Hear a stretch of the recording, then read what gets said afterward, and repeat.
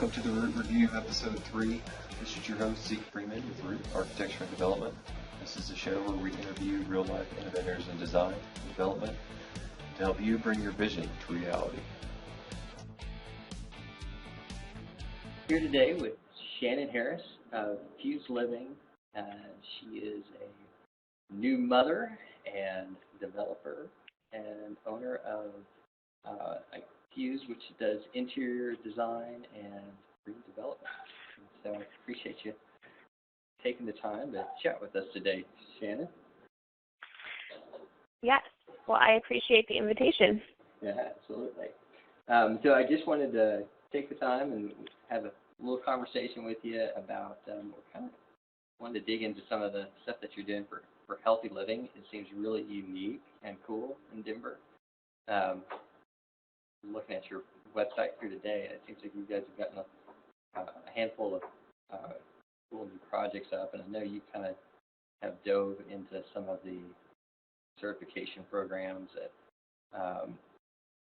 for residential construction, which is pretty unique. I haven't seen many other people doing that, so I'm interested to hear about it today. When we get going here, can you just kind of give us a little backdrop on how you got into development and interior design and kind of what Fuse is about? Yeah, sure. So I started my career as a designer, interior designer. Worked at a firm in Denver for a few years. I moved originally to Denver to get more involved in the world of sustainability and green builds and healthy living and all that kind of stuff. So worked at a design firm, like I said, for a few years, and a lot of that, was interior packages, furniture, accessories, art. Did some remodels, a couple new construction projects, but it was more geared toward just, kind of the finishing packages, the soft goods packages. And so I had this need and this want that I wanted to fill to be in the world of sustainability. So started looking at possibly doing some flips, turning those into, more efficient homes, some of the older homes in Denver. And then once I started looking for flip properties, we actually just stumbled upon a piece of land and decided, well, why not just go for it and do some new construction projects. So that's kind of how the development came about. Was it just kind of landed in our laps, and I say we, myself and my father, and just had to start learning about the world of development as we purchased some land and decided to go for it. Oh, that's great. And so did you guys do that as a little bit of a side hustle while you were still working with the company, or did you just jump ship completely and start doing that? Yeah, no, I jumped ship about 4 months in. I think it was about 4 months because, we were all of a sudden like, whoa, this is this is a full-time job. This is a big deal. You don't just become a developer on the side. There's a lot more to it. So yeah, it's hard to dip your toe into.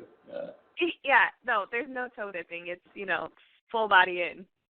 Right.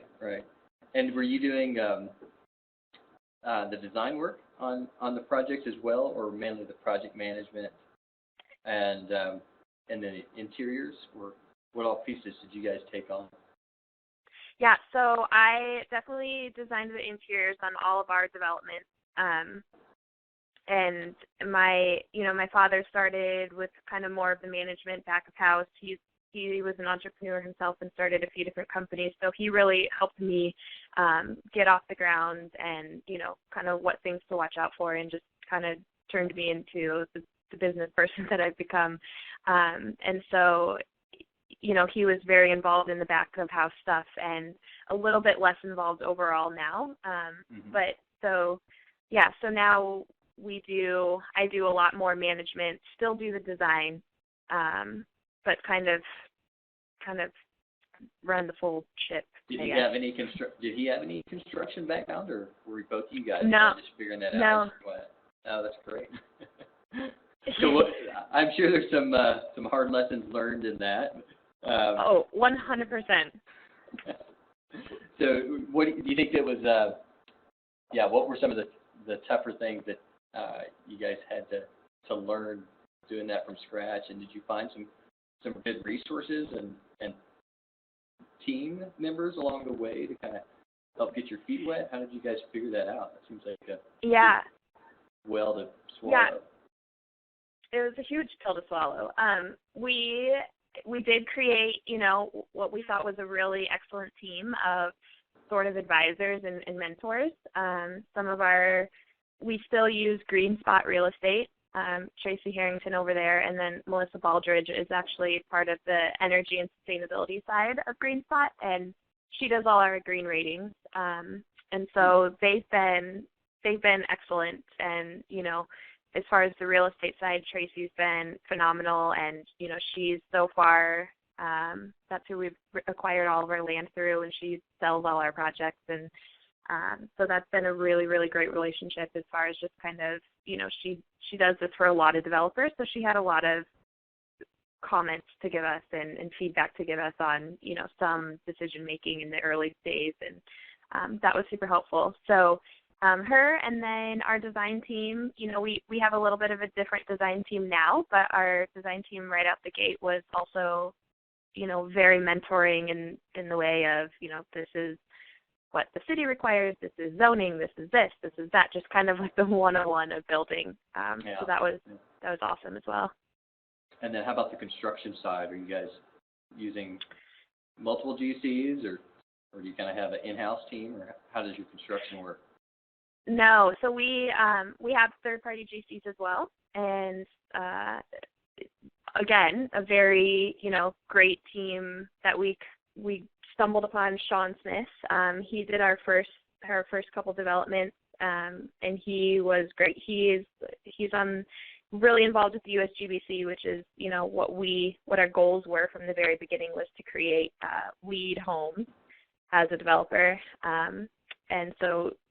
I do have my green associate, and I'm pretty involved with USGBC myself, but to actually go through the project, he had done a couple LEED homes before, so he was just a really great person to have on board there for our first projects. And we do have a different GC moving forward now, mostly just because we've gotten into a little bit larger projects, and Sean's more, kind of smaller project oriented still at this point, so probably would definitely use him again.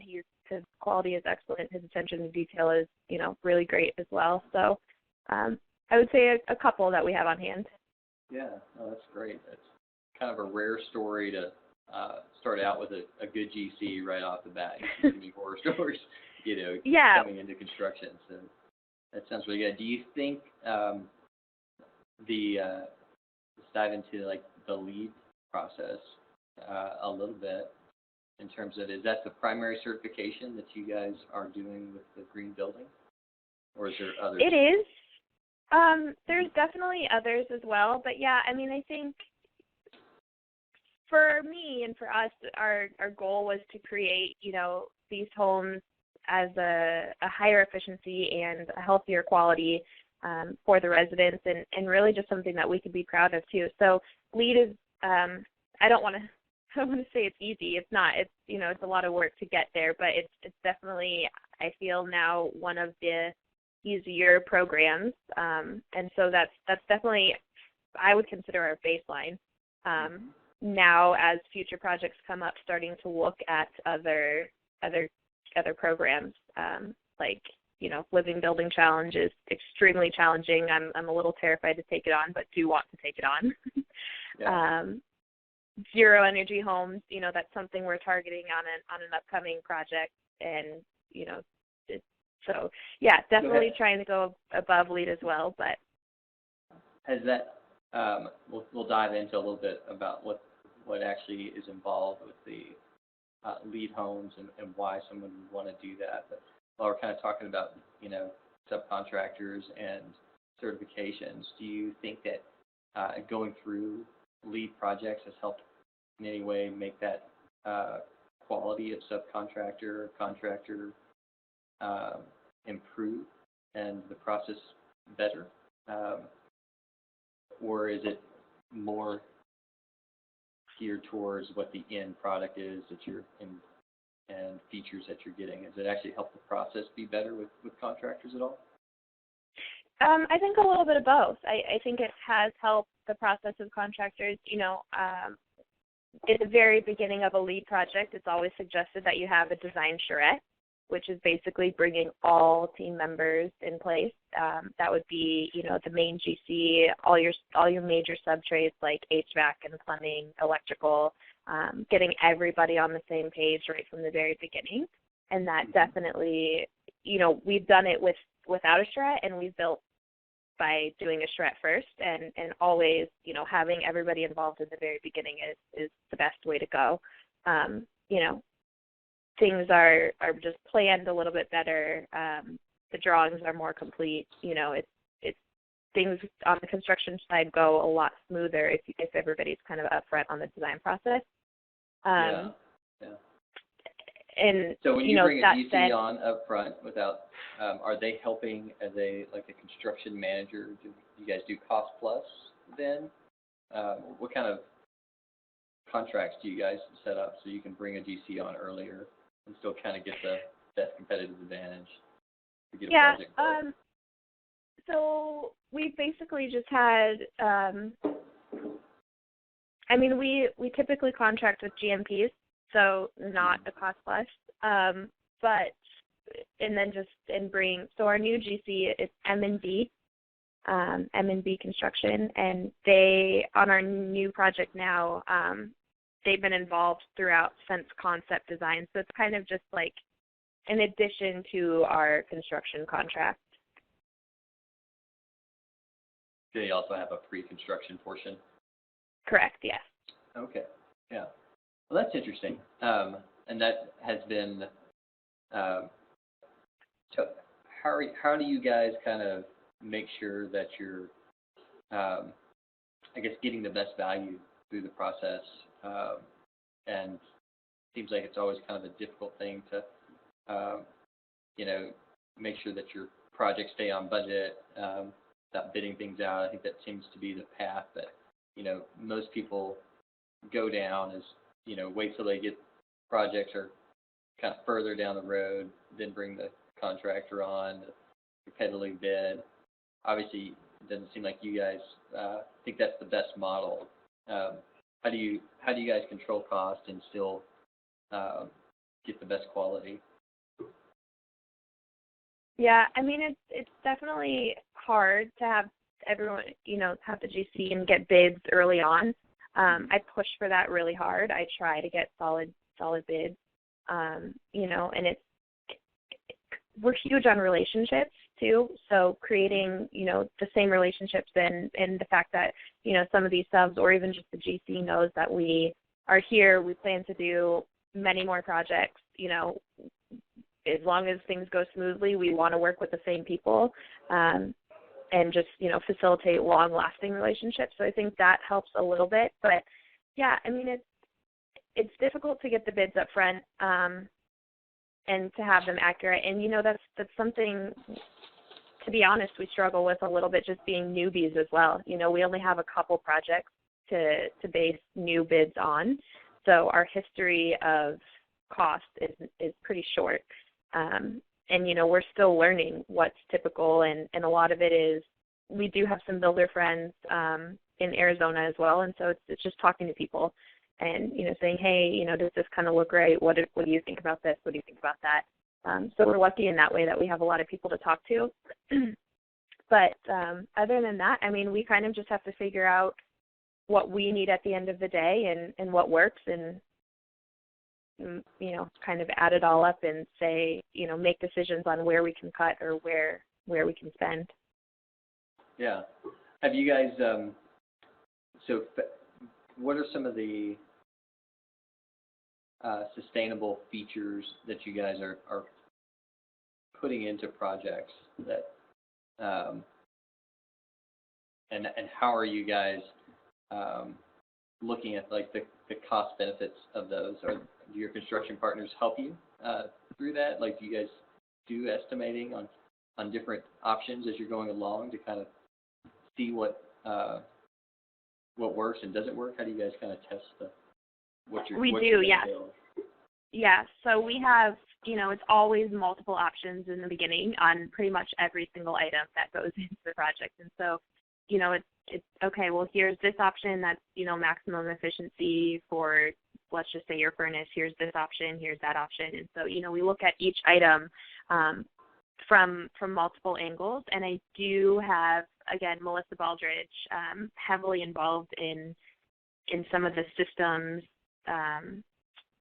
decisions. I mean, she can't really make decisions or advise. She can give facts as a green rater, but she can't, say you need to do this or you should do this. But I turn to her a lot for getting factual information. So that helps. They do like long-term cost analysis on upgrades and that kind of thing as well.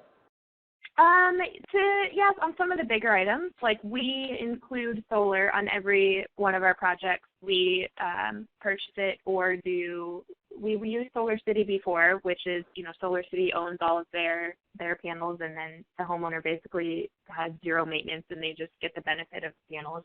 On a current project, we are using Live Solar, and we as developer purchase the panels, and then those will get transferred over with the sale as well. So it's not a lease system. It's always an owned system that the buyer gets on their home. And so, yeah, we're able to do some cost analysis on those items, some of those bigger items. And,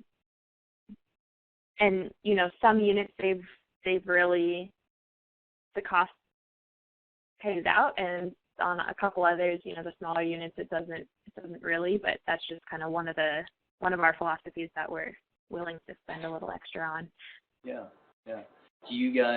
Have you found how that the market has responded to having kind of a premium development versus more traditional? What type of responses are you guys getting from the market on resale? Yeah, we're seeing it a little bit more now in the past year, 12 months or so. It was tricky in the beginning. So our first project was 5 single-family homes, and they were, with my design background, they were pretty high quality on finishes. They were also, just pretty large for the area. So those were a hard sell. And so with the additional green features on that property, it didn't add a ton of value to the sales, and that was something, we thought may happen. But as the past couple of years have gone on, our current project it's a 7-unit townhome over in Rhino, and I think those buyers are definitely starting to see the value. They like the solar, they like the fact that it's efficient, they like the fact that there's water-saving fixtures, and so, that's also more of an artsy area, and so I think the buyer type is more keen on those types of features. I think area plays a lot into, what the buyer is going to appreciate. Yeah. What do you, so kind of give me a list of a handful of things that you guys try to specifically do in your homes that, are some of the premium green features that are included, and then do any of those features end up being buyer options?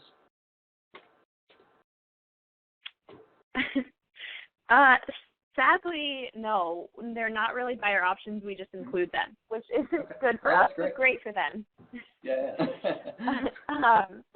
But that's why that was the whole goal of starting Fuse, was to create these homes that are. I love that you called this a healthy home development, because that's like human health is huge for me and what I'm trying to achieve beyond efficiencies, and like energy and things like that. I think the health of occupants is something that's so huge that's been a myth for a really long time.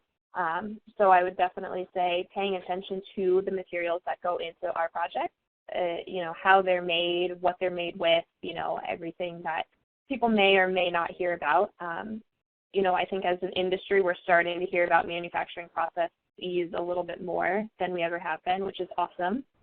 And, air quality is huge. So as you may know that when you have an efficient build, the house is so tight, right? So there's no air leakage in and out of the walls, and that's what maintains your comfort control. But, then it's how to get fresh air in, how to exhaust the bad air, and just making sure that your ventilation system is really well put together and runs really efficiently. And then also, I believe a lot in the psychology of design and how the way that everything comes together affects you mentally, and I think mental health is huge. So it's kind of an offshoot of these programs, but having the design background and being able to say, this really works well with this, and in this pattern works well in this space for whatever reason, and it's not quite like a feng shui, but that's an easy way for people to think about it. Is just like how the space affects you. It's such an interesting take. So much of, I think, the green movement has gotten caught up on the technical aspects, and it's so important to remember, as designers, like what we're here to do is make really great places for people to live their lives. And, yeah, totally.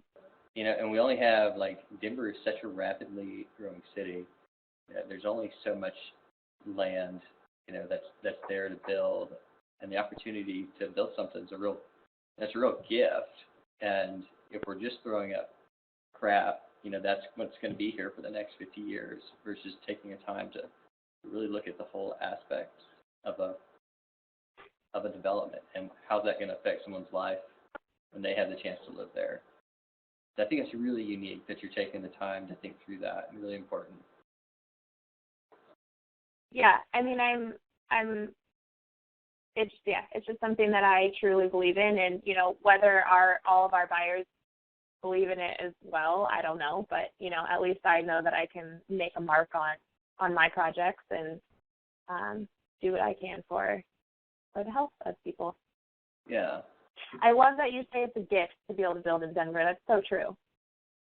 I mean, it really, when you look at it's a limited resource, right? And, we're probably the young, group of designers and builders that will be here for the next 20, 30 years. And it's kind of our chance to put a layer across the city. There's been, kind of every group that's come before, you can kind of see their imprints. And, as this older stuff kind of fades out and it's our chance to kind of come in and do some urban infill, it's really selective, and there's not a lot.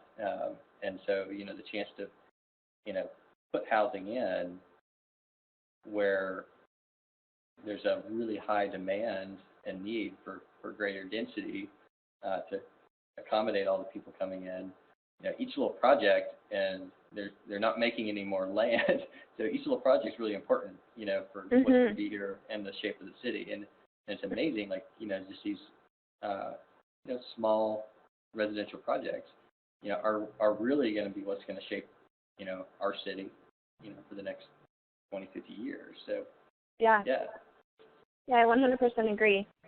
I think it's, I think it's really cool that you're doing these blogs or these newsletters and bringing different people together. I've never been one to, I don't even, like, the word competition or competitive builders, in the same area just doesn't really exist for me. I think, if to your point of, that we are the ones who are going to be here for the next 20, 30 years, it would be really awesome to have more, collaborative projects and people come together and, where it's all similar goals, I think, and I think it's cool when people can come together and, put quote-unquote competition aside. Well, I mean, and it's funny, too, like, when you do first get into it, it does have that, feeling of doing that, like there's a kind of a scarcity of, oh, we've got to, win out this next project. But, the reality is, nearly all of our work has come from relationships, and a lot of those relationships have been, other architects, other interior designers, and, sometimes, it's a chance to collaborate, sometimes it's a chance to, project isn't the right fit, or at the right time, and Mhm. they become your best kind of resource of finding good subs. And how do you figure out this? And I think if you can kind of elevate the industry as a whole versus try to elevate one small. I mean, we're one small shoe, and it doesn't take a whole lot to feed the table. But if you kind of elevate the industry as a whole, you can help each other out. And yeah, it's a great way to kind of keep that mindset. I think it really makes everybody more successful. Yeah, definitely. Well, let's let's chat just a little bit more while I got you on the certification programs. And I noticed if we go onto your, if we can kind of shift gears on your website, there's 3 or 4 different certifications that show up on each of your projects. Can't remember where I saw that, but I think you've got Energy Star, Lead Homes, and there was a third one on EPA. Indoor Air Plus. Yeah. Indoor Air Plus. So can you kind of give a little bit of an explanation of what the difference is between each of those 3 certifications and what the benefit of one over the other would be? Sure. And these all kind of tie together. I mean, there's definitely, maybe some smaller individual benefits, but I think the overarching program is the Lead for Homes. That's a very holistic program on a project, so it takes into consideration, the energy of a home, the water of a home that's used in a home. Again, things like air quality, things like beyond the home, just looking at the site, the either homes or the site location, to community resources, and basically just overall lifestyle. It also has some credits in there for awareness and education of homeowners and public people, who may know or hear about the project. So Lead for Homes is kind of like, I guess, the parent of these 3, if you will. I mean, it's a completely different agency or a different group. Obviously, the Energy Star and the Indoor Air Plus are EPA's programs, but those 2 actually fit right into Lead for Homes. And the USGBC has basically adopted those programs, those 2, and implemented them into their checklist. So within Lead, there's a performance path and a prescriptive path. And so if you go, depending on which path you go, you can easily use Energy Star and Indoor Air Plus to basically fulfill an entire category of Lead for Homes. So the Energy Star program fulfills the energy category of Lead.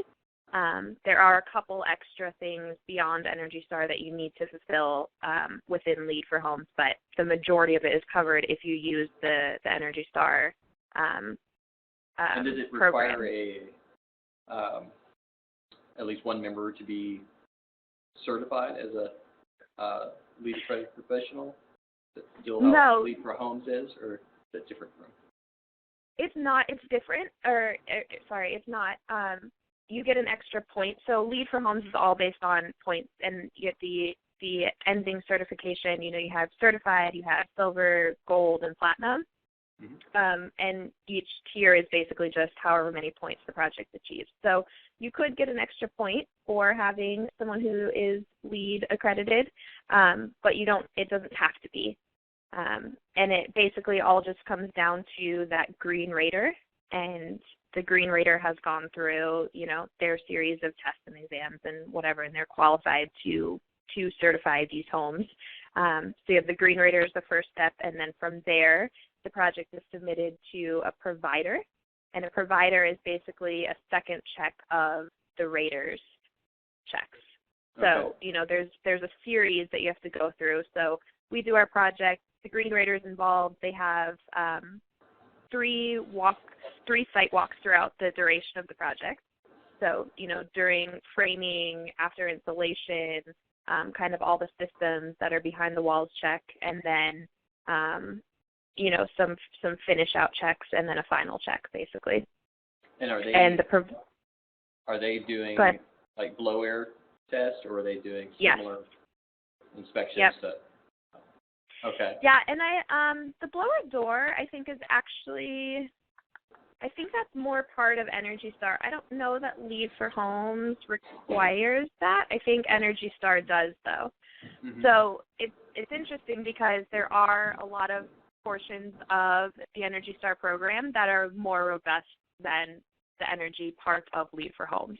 And I think that's why, I don't know for sure, but my hypothesis would be that that's why Lead has adopted that, because it is a little bit more robust than their energy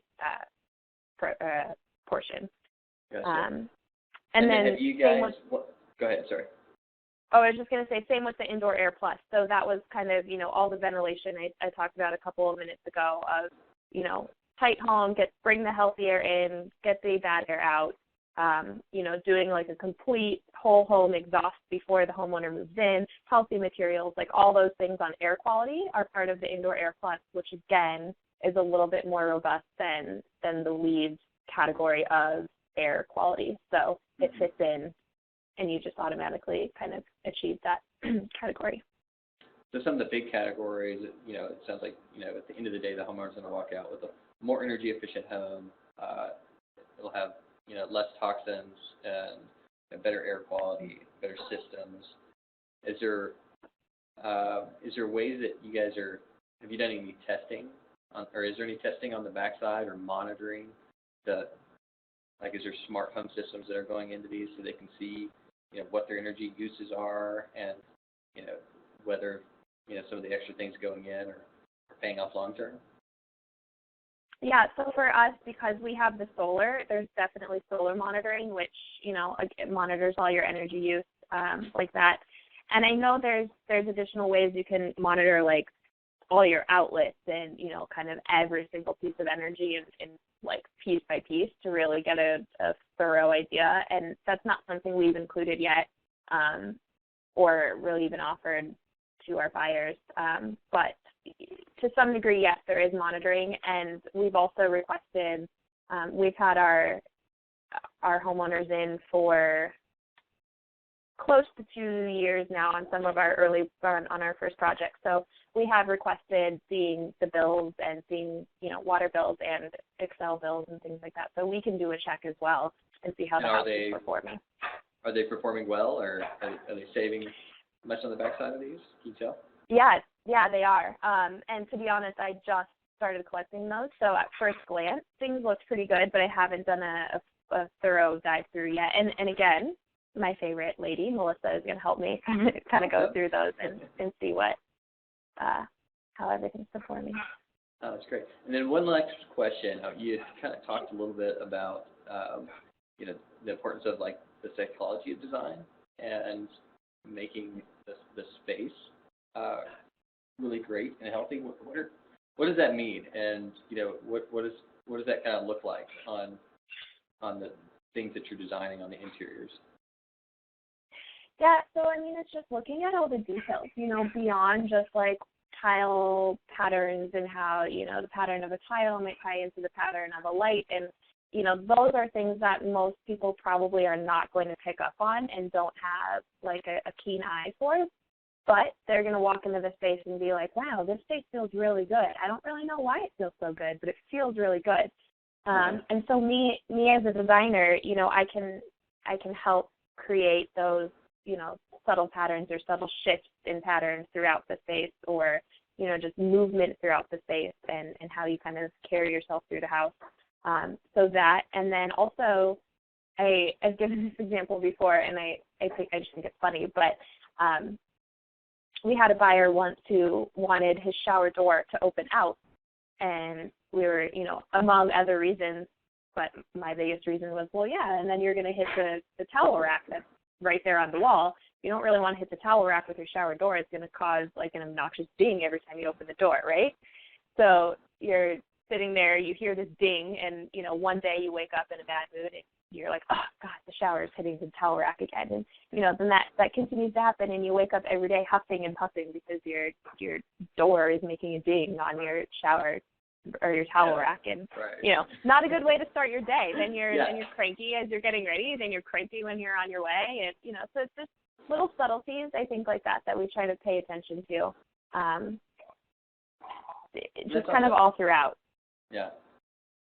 So if someone wanted to get in touch with you, and it sounds like you guys have some and I guess reasons to get in touch with you as well. You do interior design for other people, not just your own projects. Is that right? That is correct. So beginning of 2015, I launched the design branch of Fuse, and so we have done some other projects for developers, and then also just interiors packages like I've always done before with, furniture, art, accessories, remodels, things like that. Or, not really facilitating the general contracting on remodels, but helping with the design and things like that. So yeah, that branch is about a year old now. Great. And then on the sales side, do you guys have any projects that are coming up that if there's potential home buyers, if they could take a look at, or? We'll have a project hopefully hitting the MLS mid-summer. It is a condo project in Cherry Creek, so a little bit different market than we've been in currently, but very excited about it. And it's like I said, a condo project, 12 total, and hopefully summer we'll have all the sales material ready. Great. And where's the best place for them to find that and get in touch with you? Right now, either via the website or just, my email. All the contact information is on our website. And then we'll have sales information for that particular project on our website, and then probably through GreenSpot Realty, they'll do Great. some Which links is on their site as well. fuseliving.com, right? Correct. Awesome. Well, great, Shannon. I really appreciate your time. It was so good to catch up and chat with you. And, Yeah, definitely. Thank you. getting down to